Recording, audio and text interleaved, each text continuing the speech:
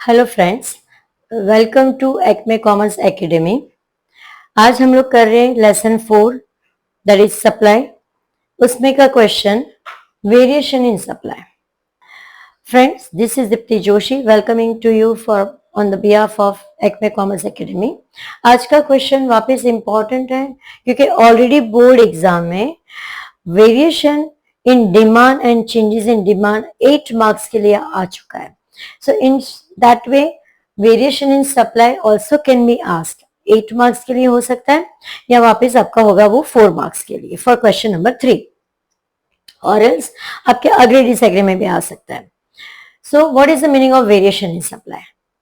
When a quantity supplied of a commodity varies due to changes in its price and other factors remaining constant. मतलब क्या? Quantity supplied of a commodity varies, change होता है किसके कारण?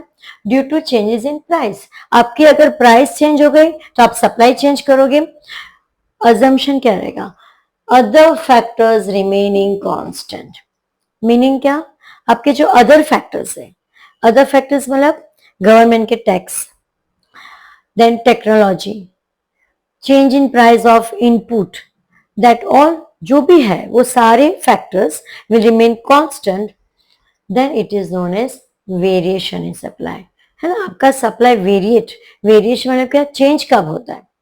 तो ये तब चेंज होगा जब हमारी प्राइस चेंज होगी, right? But assuming that government की policy, technology, then cost of raw material, that all is remaining constant, उसको बोलते हैं other factors remaining constant, then it is known as variation in supply. We have got two type of variation in supply, expansion in supply and contraction in supply. Word से ही पता चल, expansion supply बढ़ रहा है, contraction supply becoming less। तो जब supply ज्यादा हो जाती है, एक्सपांड हो जाती है, that is called expansion in supply. And जब सप्लाई कॉन्ट्रैक्ट होती है, कम हो जाती है, that is called contraction in supply. तो एक्सपांशन इन सप्लाई मतलब क्या? Quantity supply rise with the rise in price. आपकी प्राइस बढ़ रही है, आपकी क्वांटिटी सप्लाई भी बढ़ जाएगी। Now let us see how we can show with the graph, या that is our diagram. Let us see. Now see your x axis, जो आपका एक्स एक्सिस है that measure quantity supplied, and y axis है that measures your, y axis है जो आपका major होगा price, quantity supplied, और आपका वाई एक्सिस क्या है? प्राइस है। Now if I say OP is a price, quantity supply, make sure आपकी लाइन स्ट्रेट होनी चाहिए, quantity supplied is OQ. When price rises to OP1, quantity supplied rise to OQ1. जितनी price बढ़ रही है हमारी सप्लाई बढ़ेगी। How is the supply curve? It is a upward movement. And again just see whatever I am doing, make sure आपका जो curve है supply का, it should meet to your end points. End points को होना ही चाहिए। You can see I am doing that one, right?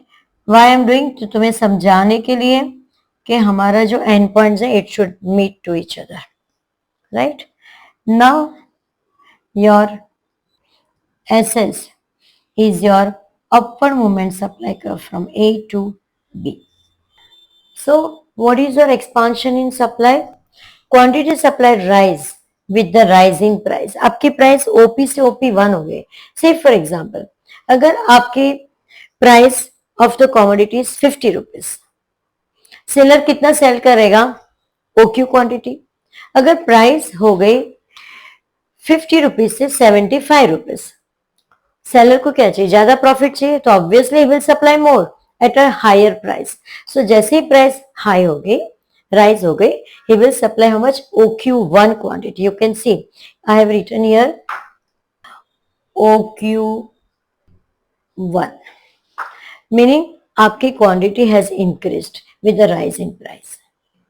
This is shows your slope is upward slope on the same supply curve. आपका supply curve ऐसे same ही है, on the same supply curve your price is rising and your supply curve is also rising. So how is the curve? Upward movement on the same supply curve. क्यों came same SS is the one only supply curve. That is called your expansion in supply. Exactly उसका opposite है आपका contraction in supply. What is the meaning? Quantity supply falls with the fall in price. Obviously अगर seller को पता चल के price market में कम हो रहे हैं तो वो लेस सप्लाई करेगा क्योंकि उसका प्रॉफिट भी कम हो जाएगा. So quantity supply falls with the fall in price. And what the slope will show? Downward slope. Now let us see how to show downward slope. Now your same way, OP is the price, OQ quantity is supply. With the fall in price, supply price fall हो रही है. What he will do? He will supply less. With OP2 price, supply become OQ2. SS is your supply curve. It moving downward on the same supply curve. You can show as A to C. Can you see? Supply is moving downward. Downward slope. देखो slopes downward on the same supply curve. SS आपका same supply curve है and your slope is moving from A to C downward direction. Why? Price falls, supply falls. Because every seller wants more profit. तो कम price में वो कम cell करेगा, high price में वो ज्यादा cell करेगा. So जब सप्लाई राइज कब होगी? When the price is rising. तो उसका स्लोप होगा upward.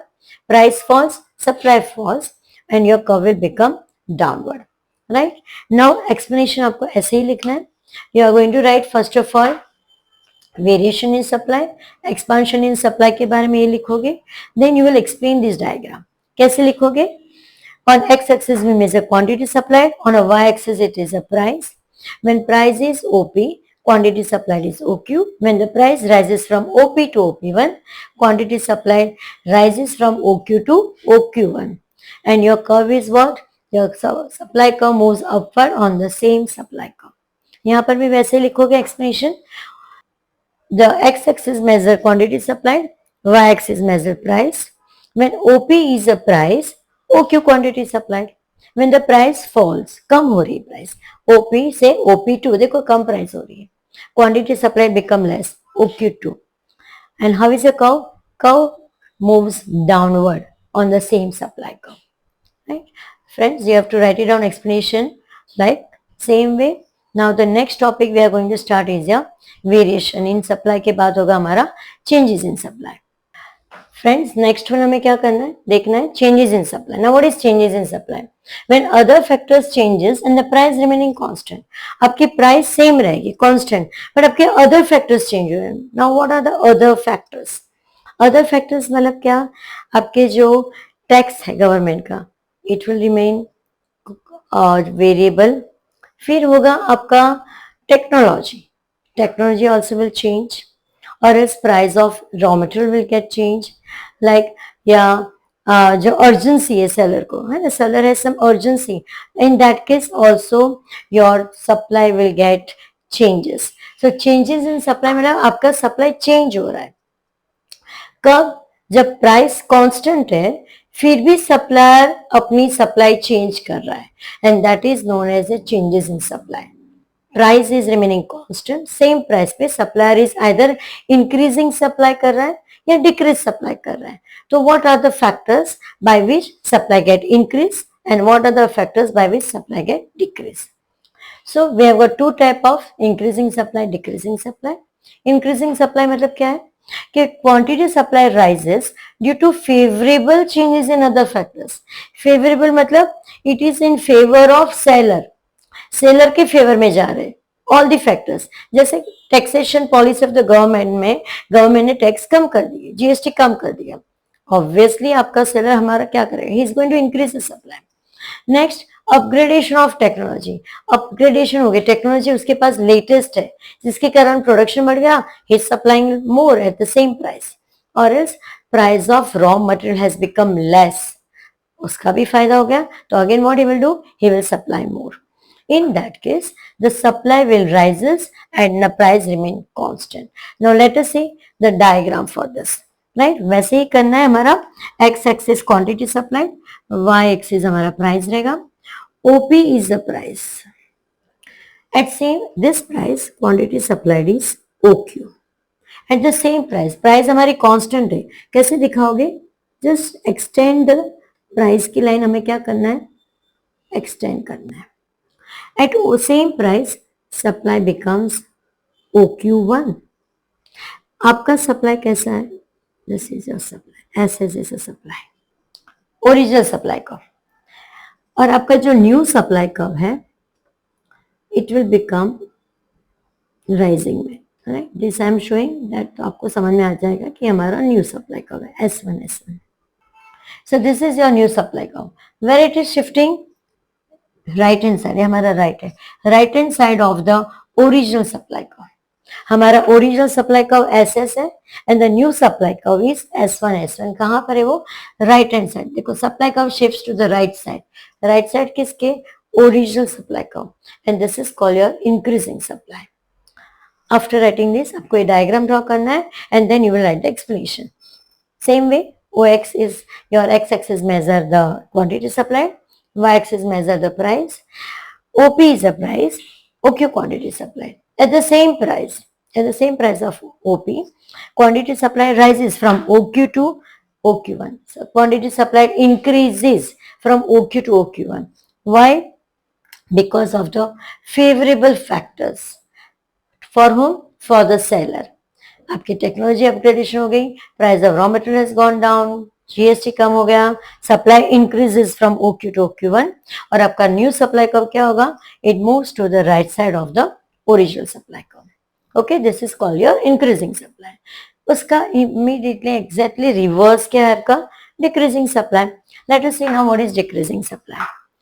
Now decreasing supply, that is your quantity supply decreases due to unfavourable changes. यहां पर आपका फेवरेबल था, यहां पर क्या है आपका unfavourable changes. Unfavourable changes in the other factors such as rise in tax, backward technology, right. आपकी टेक्नोलॉजी बैकवर्ड हो गई, price of the raw material increase हो गई, गवर्नमेंट के टैक्सेस जीएसटी बढ़ गया, आप क्या करोगे, your supply will get decrease, right. Now how is your curve? Supply curve shifts to the left side of the original demand curve. So original supply curve का left side होगा. Same diagram, x axis we measure quantity supplied, y is the price, OP is the price, OQ quantity is supplied.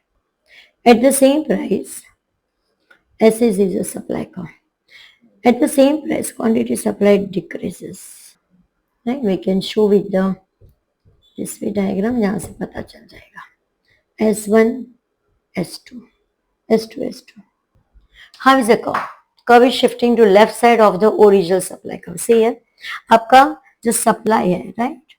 The supply has, पहले कितना था, OQ था. Now new supply कहाँ है, OQ2. You can see it is very less, decreasing supply. तो OP is the price, OQ quantity supplied with the unfavorable changes. GST बढ़ गया, price of raw material increase हो गए, technology आपके पास backward है, ज्यादा प्रोडक्शन हो नहीं रहा है, you are supplying less at the same price. और आपका सप्लाई कर्व कहाँ होगा, it will shift to the left side. Left side है आपका ओरिजिनल सप्लाई कर्व से, right. This is how you are going to write your explanation and diagram draw करके उसका explanation. Now friends, एक very important point I'm speaking. Must take care. When we use the word increase and decrease and rise and fall, यहां पर हम increase या decrease word नहीं use करेंगे. We cannot speak कि भाई price of the commodity falls तो supply decrease हो गया. Decrease या increase कब बोलते हैं, जब आपकी price constant होती है, right. This is very important point I am discussing, इसलिए मेक श्योर कि आपको याद भी रहे. जब प्राइस आपकी कांस्टेंट होती है, that time only we use the word increase and decrease. And when your price are variable, जो प्राइस चेंज हो रही है, जैसे ओपी से OP1 हो गया, यहाँ पर OP से OP2 हो गया, price is variable, that time we use the word rise and fall. So गलती से भी या by mistake please don't use the word increase and decrease for this expansion in contraction के लिए.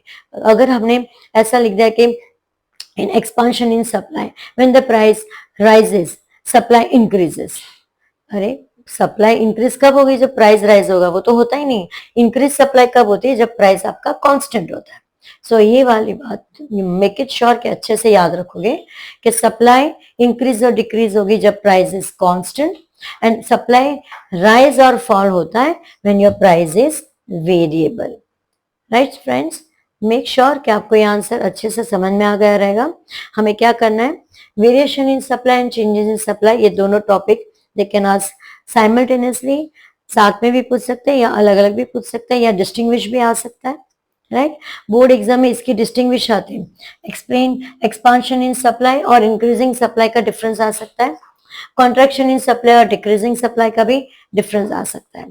और इस वेरिएशन इन सप्लाई और changes in supply, उसका भी डिफरेंस आ सकता है।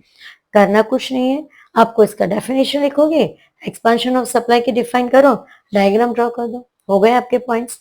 यहाँ पर भी वैसे ही करना है। चेंजेस इन सप्लाई के मीनिंग लिखो, डेफिनेशन लिखो, इंक्रीजिंग सप्लाई का मीनिंग लिख के कर्व के बारे में लिखो और डायग्राम कर दो, आपके 4 पॉइंट हो गए। Right, so friends, make sure कि आप ये वीडियोस अच्छे से देखोगे एंड रिपीटेशन करोगे तो आपको ये आंसर अच्छे से समझ में आ जाएगा। और board point of view lesson is very important. And make sure कि आप आपके ये जो लिंक है आपके फ्रेंड्स को भी सब बताओगे और सब्सक्राइब करोगे। Thanks for watching.